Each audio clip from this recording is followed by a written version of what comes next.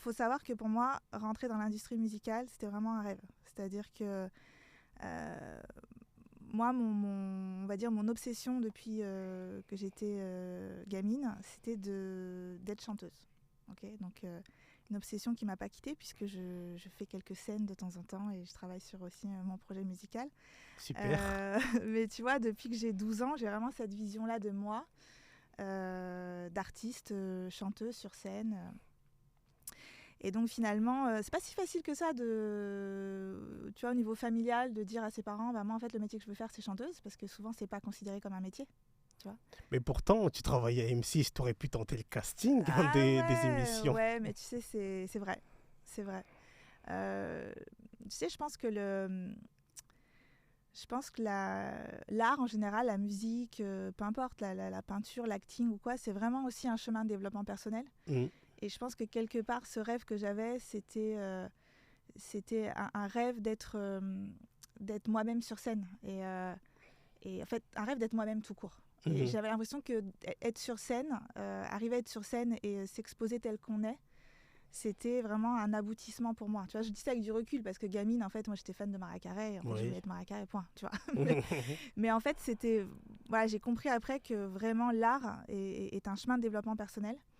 Et donc, je pense qu'à l'époque, j'avais pas assez confiance en moi pour tester un casting Nouvelle Star ou un casting. Il y avait aussi Graines de Star, tu te rappelles? Oui, D'ailleurs, j'ai oui, oui. travaillé avec une artiste issue de Graines de Star.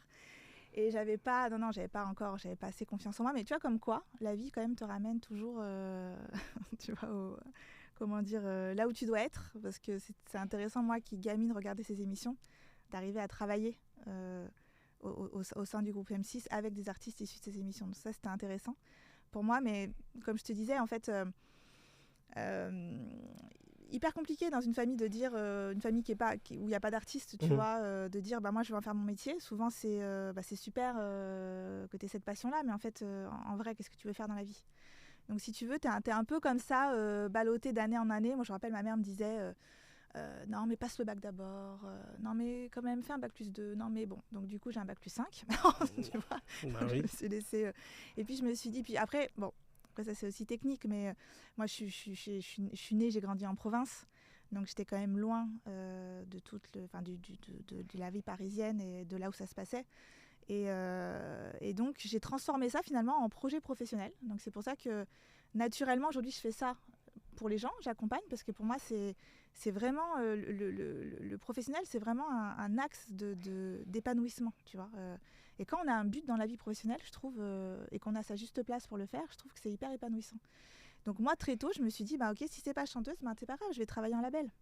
Et donc c'est comme ça que je fais une école de commerce, que j'ai postulé chez M6 et que je me suis retrouvée là-bas, entre autres. Hein. J'ai postulé un peu partout.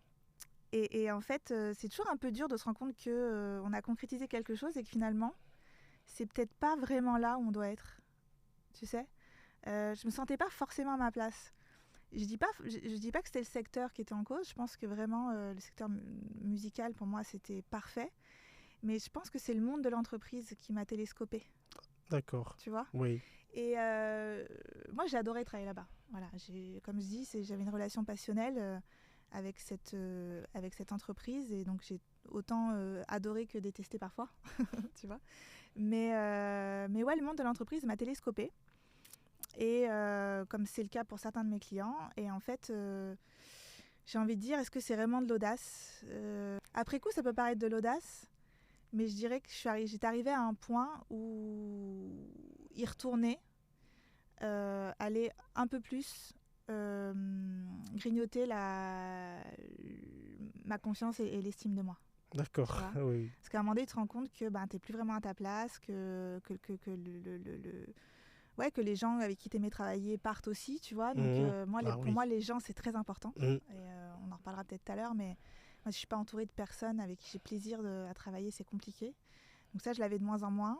Le secteur se cassait la gueule. Hein. Mhm. Moi, je suis arrivée en 2005, donc on est au tout début des plateformes de téléchargement.